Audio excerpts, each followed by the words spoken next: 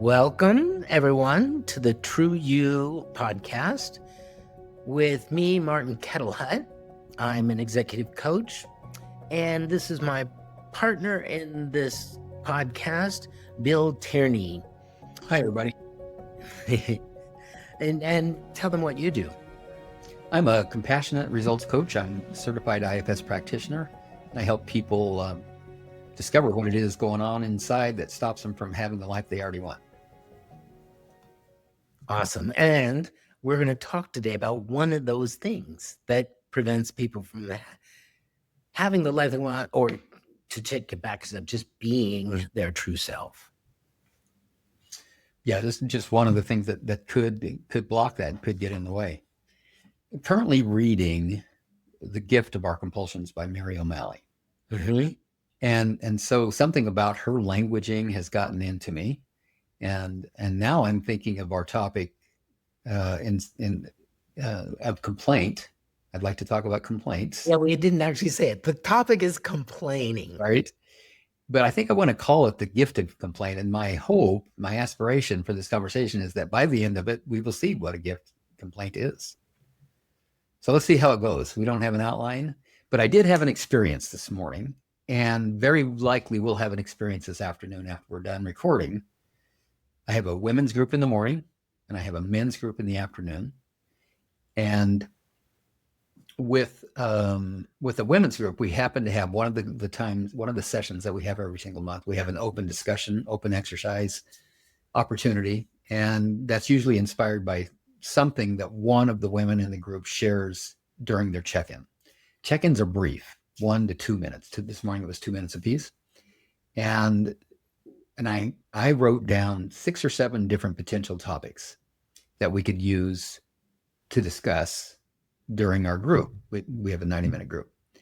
And so I read off the topics that I'd written down to the group, and I said, does anybody have a preference for which one of these we focus on? And then, of course, we'll play improv. I'm going to improvise some sort of an exercise that will help us to wrap our minds around this topic. And the request was for complaint, which is really the one that I wanted too, which is great. And so I had everybody take 3 minutes and focus on one single complaint that they have about their lives and describe it, giving that part of themselves that really influences them to feel like complaining, giving it full permission to vent in that 3 minutes. Say everything it wants to say, but the only limit was it's got to happen within 3 minutes, and you write it all down. And that's what they did. And from there, I just opened up the room and we had some discussion about it. So let's kind of do that now. Sure. Are you willing to do this with me today? Sure. Okay. All right. Well, complain about my life. It could be about your business. It could be about anything related to your life. It could be the country you live in. It could be the state of relationships, of money, of anything, whatever is alive inside that feels like a complaint.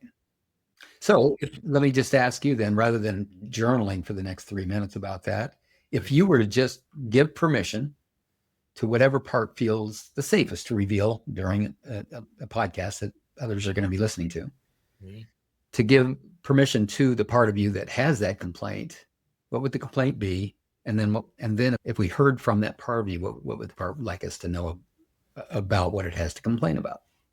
So my mind is going to problem solving. Well, of course you have a complaint, but you could do this, or that's just the way it is. Like That's part of the conversation. Fantastic. Just notice now that when you give permission to a part that wants to complain, other parts jump in that want to fix it. Is that what I'm hearing from you? I guess that's right.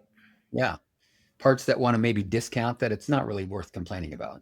It's not something that we should complain about. We should take action. So I'm hearing that. What else are you hearing in reaction to the idea that you might even express a complaint at all? The complaining is not a gift, but it's sort of like a distraction from being here and being effective Yeah. Okay. You know, why complain just seems like, I don't know, like you're on the road and you're getting somewhere and you just park the car for a second. I'm gonna just sit here and complain for a moment. So, Mhm. so I'm making myself wrong, I guess, for Yeah. Yeah. being a complaint. Right. Right. So one aspect of your psyche wants to say, you're wrong to complain. Mhm. It's a waste. It's not efficient. It's not useful, and it's not right. Right. Something like that. Yeah. Yeah. And yet you still have this part in you that feels like if it was left alone and if it had full permission without interference to complain, it would certainly like to complain. Mhm. Am I right? Yeah. Yeah. Yeah. Yeah. And so I don't know that it's necessary for you to reveal whatever it is that you want that you would complain about. Oh, I got a plenty. Actually got a couple of them. I'm happy to share at least one. Let's just use one. And I want to encourage the listener, if you want to go along with this and actually unwrap the gift of complaint yourself, then pause this recording, take 3 minutes, and give that part of yourself that wants to complain an opportunity just to vent. Now, you may, like Marty, notice that there's parts of you that won't let you do this, that think that that's breaking some sort of a rule to actually complain.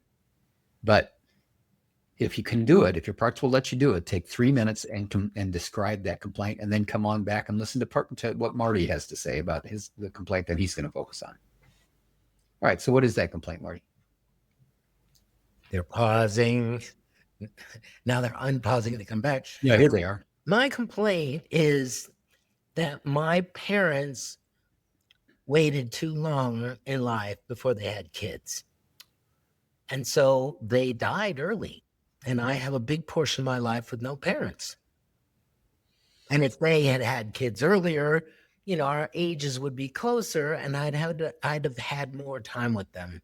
Oh, okay. That's an interesting complaint. This part wanted more time with your parents. And one aspect of its complaint is that it's already figured out why you didn't have more time with your parents. And that is that they waited too long before they had you. Yep. Yeah. Okay. This is a great example. Okay. So that is the parts complaint. Now notice how that lands for the rest of your system. Is it okay that that part of you got a voice? No, it's not okay. They didn't mean to make your life miserable. What right do you have to utter this complaint? Why can't you be with them in spirit, et cetera, et cetera? There's all kinds of other parts speaking up. Right. And each of them would like to have a voice as well, wouldn't they? Oh, yeah. So already we've touched on the magic of the internal family systems and the exploration that comes from it. When we, rather than pushing down, resisting, managing our parts and how they influence us, rather than doing that, instead embracing them and getting curious about what it is they have to say and what their concerns are, we actually have an opportunity to begin to resolve an inner conflict or an inner friction that otherwise exists. Just giving permission to this part of you that complains about not having enough time with your parents creates an inner friction, or at least illuminates an inner friction or conflict that's probably been going on maybe since they died or since they got sick.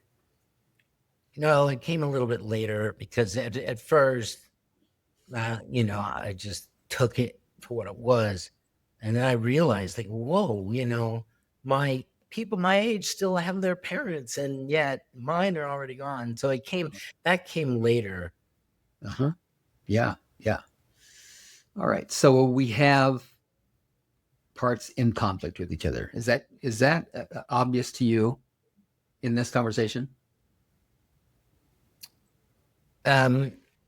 Yeah, there are many. Yes. Many parts that are in conflict with each other around this topic.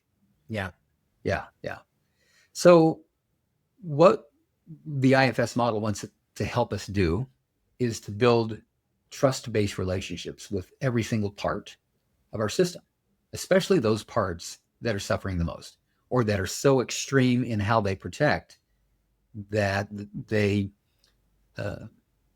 keep the suffering going, even though that's not what they intend to do. They intend to somehow protect, but in fact, they end up keeping the suffering going.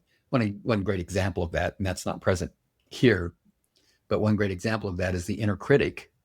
If you have a part of you that's criticizing you on the inside and you're thinking and being hard on you, it's actually trying to protect in some way. And we'd have to ask that part exactly why criticizing you would benefit and protect you somehow. But very likely, if we asked, what we'd hear is some version of, if I can criticize Marty, then maybe he will modify his behavior so much so that people in the outside world won't have anything to criticize. He'll correct it before people in the outside see it. So I'm protecting him from external criticism by criticizing him internally. Each of these parts that are reacting, even in this scenario, are doing so because they believe that what they want and how they can help is the best thing for you.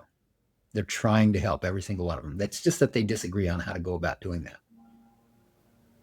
Yeah. So if we wanted to build a trust-based relationship with this complaining part, the part that blends with you and then influences you to feel its complaint, we would need to actually get permission from all the other parts to do that. Otherwise, they're going to make it impossible to hear from that part. The part's not going to be able to feel safe enough to transparently, vulnerably reveal itself. Uh-huh. Those other parts probably want their own day in court. Yeah. And so what if you were so committed to building trust-based relationships with your parts that as those parts reveal themselves and raise their hands and saying, yeah, I want an opportunity to be heard from as well. What if you were willing to commit to doing that, to spending time with each of them? So here's the question to ask, and I'm gonna go back to the listener now. Here's the question to ask all of the other parts in your system. Are you willing to let me get to know the part that wants to complain? And just notice what happens when you ask. Are you willing to let me get to know the part that wants to complain? Mm-hmm. They are. They're all willing. Mm-hmm. Fantastic. Now, I guarantee you, and we had at least 2 people out of 7 this morning that had parts that were saying, no, am not willing. Mm-hmm. And as we began to try to get to know the part that was complaining, other parts got triggered by just the conversation of it. So they thought they were willing. Mm-hmm. Those other parts thought they were willing to just let us get to know the complaining part. But then once we started getting to know it, then they got activated and they had to get involved. They wanted to, and that's how we knew that they were no longer okay with it. I see. That might happen, but I think all of my other parts that are related here, they subscribe to the theory that complaining separates from truth. Yeah. And yet they're willing to let us know the complaining part? For that reason, they're willing to let us. Oh, what is their hope? That the truth will be revealed and that inside of that all will be well. The more effective handling of life. Sweet. It's a great setup. It's a great context for being able to have this conversation. So now let's pause for just a second, because not everybody out there that's listening here is going to have parts inside that are saying, well, yeah, this is a great thing. Let's get to know this complaining part so the truth is revealed. And like I said, my parts might have a reaction once we get into it anyway. So if you aren't getting a yes like Marty is, you're a sense of concern, or maybe it's a clear voice in your head that's saying, no, hell no, we're not going to go. We don't want to get to know this complaining part. It's a problem. We're not going to spend any more time with this part. That's what we think of in IFS, internal family systems, as a concerned part or a reacting part. And those parts need our attention too. So we kind of have to negotiate. Do they need our attention now, or are they willing to trust you that you will give them your attention later? Mm-hmm. That's one way to approach concerned and reactive parts. Another way is to ask them, what is your concern right now? Mm-hmm. And see if there's an easy way for you to address their concerns. In other words, I'm not saying, see if there's a way for you to trick them into letting you do this. I'm saying, really pay attention. What is their worry, concern, or fear? And then see if you're called to respond in a way that's got integrity, that's honest, that's self-led. Take a moment and do that. If you have a part that's concerned about you getting to know the complaining part, then pause this long enough to ask that part that has the concern, what is your concern, worry, or fear? And then just listen and write down everything that you hear. And when you're ready, come on back. Okay, I'm going to assume you're back now. You must have paused the video and you came back. Hopefully you took some time with that concerned part. Now that you've listened to the concerned part, it may be willing. Now it might be willing to let you spend some time getting to know the complaining part.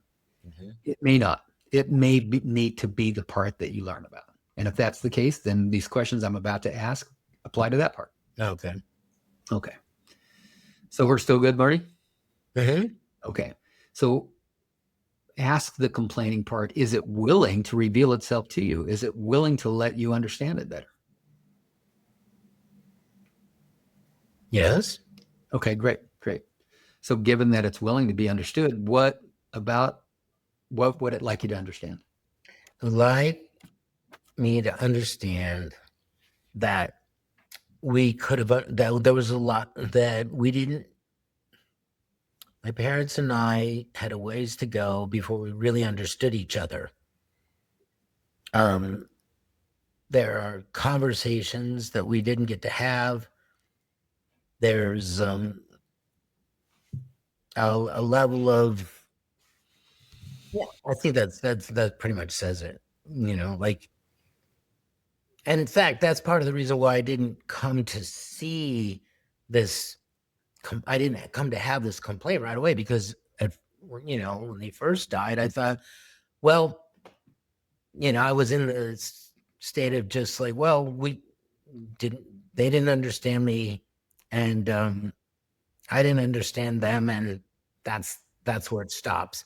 And then so that's how I related to it at first. But it took till later. Then, oh, wait a minute. The reason I have this discrepancy in our time on Earth is because they didn't have children till later. So that's when that developed. But for when they first died, I was just in that we don't understand each other. This is a shame, that they passed and we didn't get to have these conversations. Marty, I just want to check in with you as you're speaking for this part. It feels to me like you're speaking very accurately for the part, but would you check and make sure that that's the case? Does the part feel well represented with the words that you just shared? Yes. And if you were to name an emotion that this part holds as it's blended with you, what would that emotion be? Regret. Yeah. So this part feels regret. And when it blends with you, you feel regret. That's right. Yeah. In this moment, I can tell, detached enough from the part that you might be sensing its regret, but it's regret and not yours. That's correct. Yeah. Isn't that interesting? For the listener, if you're going along with this exercise and you've asked your complaining part to, if it's willing to let you understand it better, and then if you've asked it, what do you want me to understand? And it's answered in some way. Now ask yourself, what is the predominant emotion that I feel when this part blends with me? And whatever that is, it might be anger.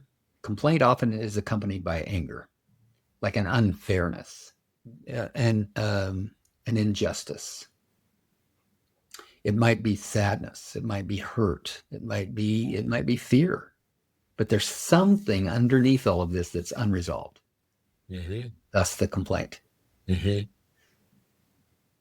So notice too, once you've identified what is this feeling and you've found some words for it, just notice that is what that part is feeling.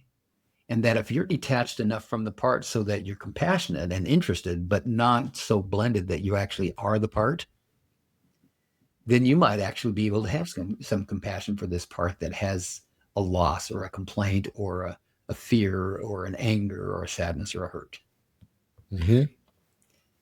And now that you're aware of that, notice you also have the capacity to be with a part that maybe has big feelings. Yeah, well, that distinction that you just made between the part's feelings and me, who could get blended, that already takes a lot of energy out of the complaint for me to be able to see, like, oh, that part, like, I am not it, but there is that part of me that, you know, regrets that these issues weren't resolved with my parents. But already to be able to put it in that way, I'm not the complaint anymore. And Marty, that's powerful, right? And that's even if that's where this ends, there's a gift there, isn't there? Are you a coach, therapist, or practitioner? I offer two powerful groups designed to support you. Whether you're new to IFS or deepening your practice, you can learn more at BillChierneyCoaching.com. Now, back to the show. Yeah, that's what I'm saying. Yeah, but it doesn't need to end here.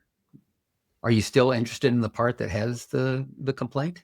Yes. Or now that we know it better, we can stop calling it a complaint. It's not a complaint, it's a regret. Mm-hmm. However, the part might have felt like it needed to persisted in complaining to you so that you'd start paying attention and it could get the understanding that it's been needing all along.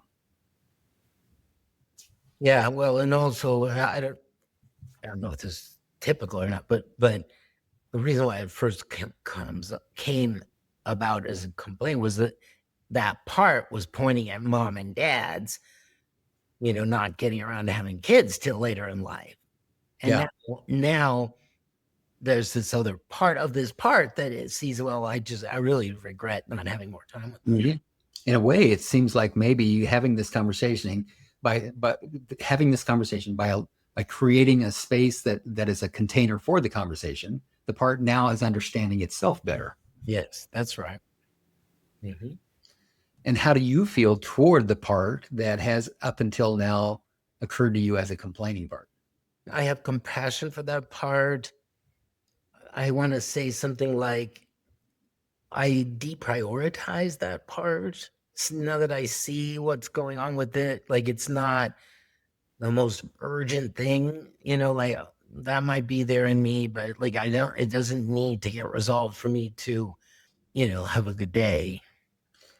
I'm wondering if the part feels like it's less urgent now too than now that it feels a little more understood. Can you go inside and check? Yeah, it's not urgent. The part is admitting, no, it's not urgent. It's just sort of like a, one of those hues that you can put on a spotlight to cast light on the stage. Mm-hmm. Yeah. So that's a shift for this part, isn't it? It felt a little more urgent before it felt understood. Yeah. Or it understood itself as much. So does the part feel more understood? Let me check that out too. I don't want to just assume that's true. It doesn't, it hasn't, maybe a smidge, but it hasn't really gotten to, issue its complaint fully. Well, then let's give it an opportunity to do so. What more would the part like you to understand? That I really adore my parents, each of them. And that's not the way we left it. Like, we left it with, like, them worried about me getting my life on track and me trying to show them that, my way of doing life was right and good and okay. And so, like that, I really do adore you. I really am grateful to you. And, I want to spend, more time with you so that I understand you better and you understand me. I mean, I've found things that they had saved. I want to ask them about, like, what was this little box that it looks like you took a cigar box and you lined it with velvet. What was that about? Or my dad's, he left these notes. He filled 2 of these things full of his legal pads, of his thoughts about his life. And it's kind of, there are things that come up there I never got to ask him about because I just found those in a drawer after it was gone. Mm-hmm. Those are some of the things that the part wanted to say. Yeah. And if we're going to use coaching language, that hopefully meets what the part is saying, and the part would agree. I'm going to ask you to check to see if it does. It feels unresolved or incomplete about the passing of your parents. Mm-hmm. Yeah. Yeah, it just seemed too soon. Yeah. Yeah. All right. You understand the part a little bit better now. Does the part feel a little more understood? Yes, it does. Yeah. And is there anything that the part would like from you? Just ask the part and wait for an answer. Is there anything the part wants, needs, or would like from you? Yeah, it wants me just to acknowledge them and connect with them. Like, you know, I don't have a really good picture of my mom up in the house. I have one of my dad, but get a picture of mom, put it somewhere so you can see her more often, and spend time, maybe during my prayer time to connect with them on a regular basis. That's what the part wants. Are you willing to do that? Yeah, sure. How's that for the part to know that you heard its request, that you're going to honor it? It's like a pig in shit right now. What a gift Mhm. its complaint has been. Yes, indeed. Yes, indeed. The gift of complaint. Now, what a beautiful experience you just had with your part. And I'm guessing that the relationship that you have with this part is probably going to shift a little bit now. I wonder if the part in the future would trust you to listen without it actually complaining if it has something else to say to you. Maybe complaints the way it needs to happen, but is there another way you'd like to hear from the part if it has something to say to you? Yeah. Mhm. Like just a request or an observation that would get my um would encourage my paying attention to. Mm-hmm. Mm-hmm. When I feel I'm complaining, I kind of just go, that's not productive. Yeah, you just pushed it away. So now there's parts of you that push that away. Mhm. Those are the parts that Well, said I promise to pay attention to later. the parts that were okay with this exploration just now, with Right. getting to know this part. We They got hoped that the permission truth from would be, all. yeah, Right. we got permission instead of pushing away. They were hoping that the truth would be revealed. Was it? Yes. So I wonder if they can also change. Have they seen enough to be willing to change how they go about interacting and relating to this part that has been complaining? Yeah, definitely. They are. Mhm. So maybe they don't need to push that part away anymore. Right. It feels like they've all gone off to do other things. And who were they? I don't even Where'd remember they go? what they look like. Where did they Yeah, go? yeah, yeah. Very cool. Well, thanks for indulging that process. I just want to acknowledge that also we invited the listener. I did. I invited the listener to go along on this journey. Mhm. Marty, you had a pretty seamless experience there. Very beautiful. You and the part got along great. The part trusted you. You've done a lot of internal work to create an internal environment where this is possible without a lot of battle going on inside while you're attempting to get to know a part. Others who aren't as accustomed to this depth of work that you've done in the past may have experienced an inner conflict, an inner battle at even just trying to get to a part enough and create enough internal safety to understand that part. And it also depends on sort of like the weight of the complaint that we're looking at. That's right. That's right. But here's my assertion, and that is that underneath each complaint is a gift. To actually unwrap that gift, though, we need to understand the part and embrace it compassionately with curiosity.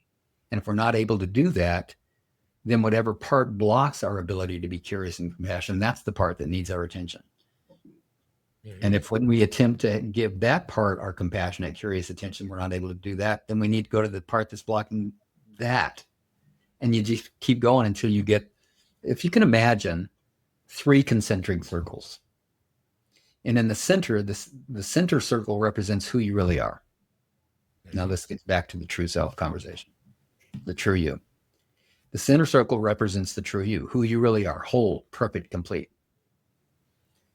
The moment at some point in your life, usually for most of us, it's very early on. Not all of us experienced adverse childhood experiences and trauma, but every human being I've ever talked to at some point decided there was something wrong with them.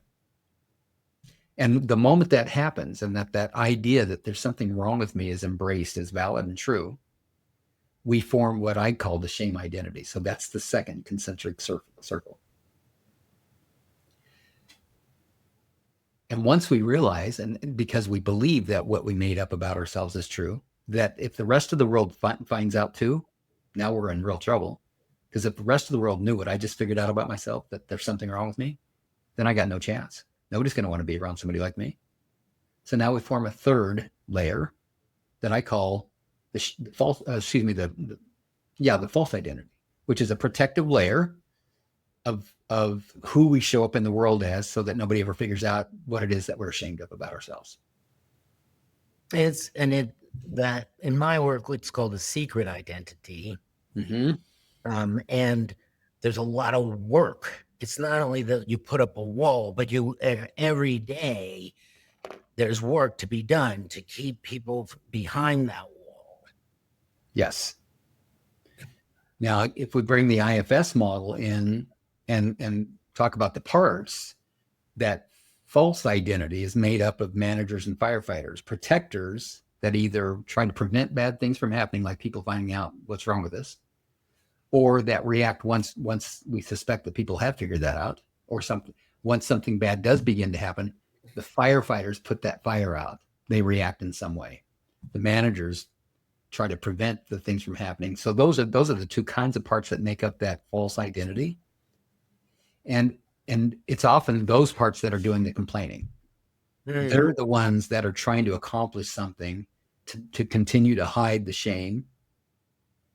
And by the way, sidebar, even though the true you still exists, that center circle still exists, the busyness around the shame identity and the false identity can be so great that we've forgotten completely about our wholeness, our completeness, and our perfection. Yeah. Just saying, sometimes it's really hard to get, it is also a very energetic, the false self, as you call it, is very energetic. It's very interested in keeping itself, preserving itself and as separate, because it doesn't want to be seen. And so, sometimes I'll put my finger on it and the client will just, like, no, for sure. And I can tell by all the energy, yes, we've really hit it. And then, I'll point it out again and they'll go, I don't know, or they'll just not say anything. And then I'll do it again and again. And finally they're like, oh my God, this thing is everywhere. Oh my gosh, this is running my life. In order to get there, I'm sorry to interrupt. I hope you can pick up the stream again, but I really want to point out what we talked about earlier is that detachment, where you recognize that a part blends with you and you begin to feel what it feels and think what it thinks. And when you can get a little bit of space and get detachment and then observe the part rather than be the part, that's what's necessary in order for the client to say, oh my God, this is everywhere. They have to be separate from the false identities to be able to see it. That's right. That's right. Well, I'm always almost always very aware to fortify their truth at the same time that I'm pointing out this thing that they think is that they become blended with. Yes. So I'm saying, look, George, you're one of the nicest people I know. And this part of you is saying that you're mean. Isn't that interesting? And so they've got Yeah, you help them detach so they can see it. Yeah, great. So that's our work. That's the kind of work that you do. That's the kind of work that I do, is we help people recognize that who they are convinced they are is not who they are. And that's good news. that all that effort that they put into presenting to the world in such a way that they're not beat up, not hurt, not criticized, and not scared to death, not loved, all the effort that they put into preventing all that from happening is actually what's blocking them from realizing that who they really are, whole, perfect, and complete.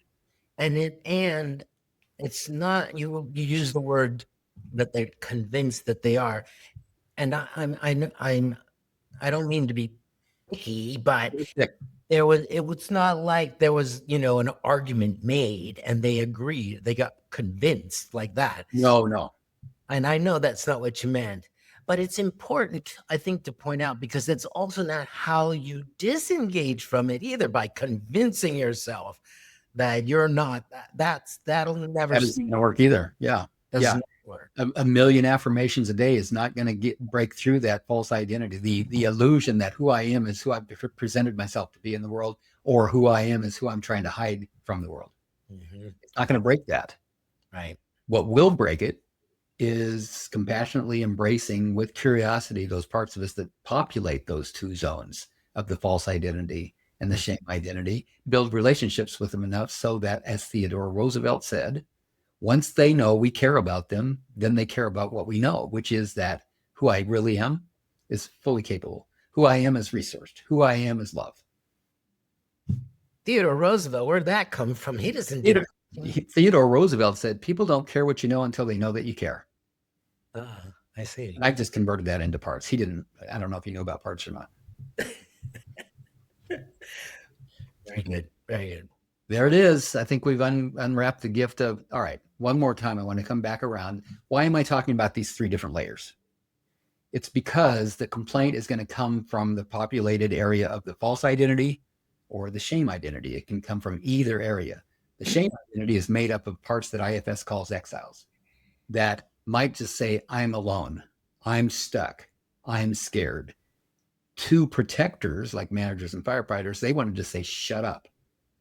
I don't care if you're scared. I don't care if you're alone. I don't care if you're stuck. My job is to make sure nobody ever figures it out. So if the louder you speak, exile, the harder my job is. So shut up.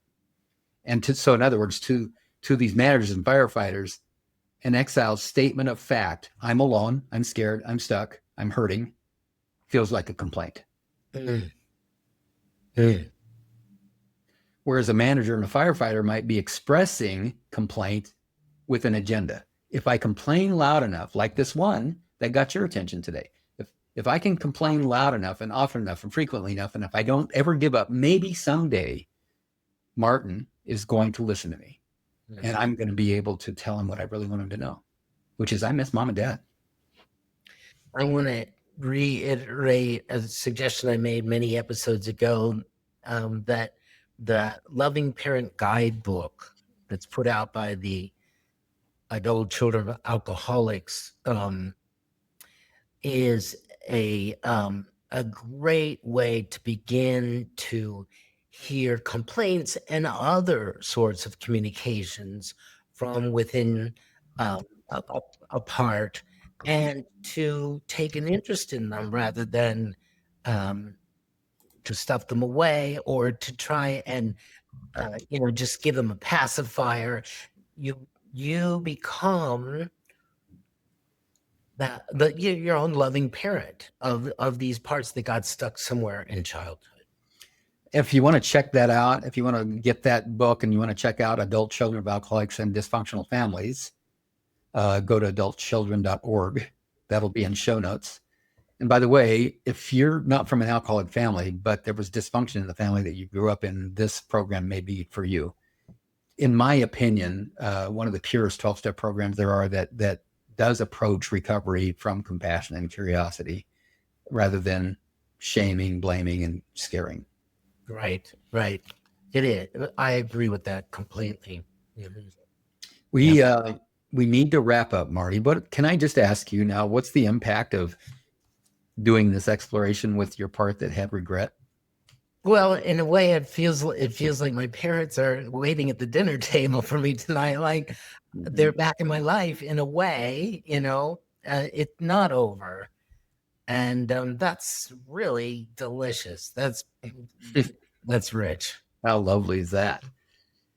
And I want to suggest too that regardless of the experience that the listener had, whether you were just listening and following along with the work that Marty did and the comments that we both had to say about that process and that experience, or if you actually did the work and you may have found yourself getting, stirring up some stuff inside.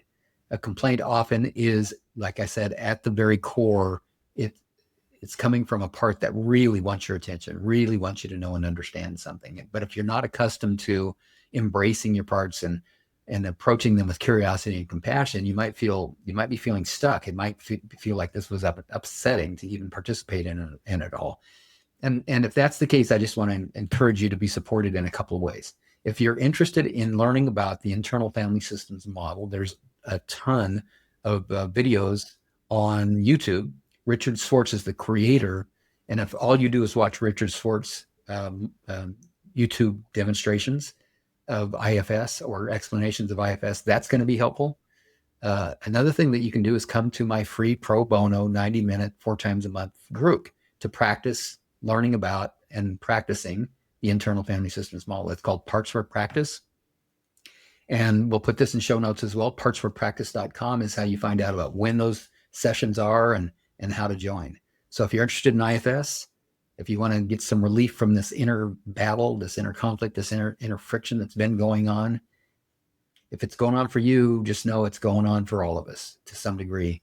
Then check us out at Parts for Practice. Especially those complaints that have been there for a while. You recognize, like, oh yeah, I've been complaining about this for a while, for a long time. I have a part complaining that I'm not giving myself enough time to prepare for my men's group. So Marty, I need to wrap this up. Thanks for being so generous and vulnerable and trusting me and allowing me to work with you today. I so appreciate that. You're welcome. Till next time, huh? We appreciate who you are, that you would be listening to this podcast, and want to acknowledge all those parts of you that yearn for the experience of the true you. If you like this episode, click like, share it with others, and be sure to subscribe. Listen again next week for the newest episode. Check show notes for a transcript and a link to resources, including a link to let us know if you'd like to be a guest on our podcast. Thank you for listening and going on this journey with us back to the true you.